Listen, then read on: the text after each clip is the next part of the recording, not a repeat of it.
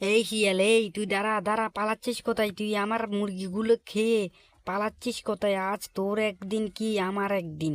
তুই আমার মুরগিগুলো খেয়ে পালাচ্ছিস, তোকে আর আজ আমি ছাড়বো না। তোকে আজ শেষ দেখা দেখে নিব আমি।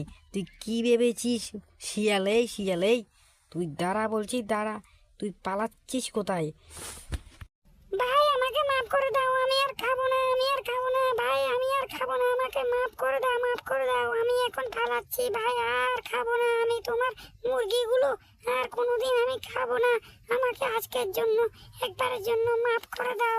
আমার তো ভুল হয়ে গেছে, তোমার মুরগিগুলো খেয়ে আমার খিদা লেগেছে, তার জন্য আমি খেয়েছি। আমি আর খাবো না, খাবো না ভাই। এ কি দশা! শিয়াল যদি আমার কাছে মাপ চায়, তাহলে আমি কার কাছে যাই বলো তো? শিয়ালও দেখছি আমার কাছে মাপ চাই, বেঁচে গেল। হায় রে আমার কপাল! এদিকে আমার মুরগিটা তো খেয়ে ফেললো।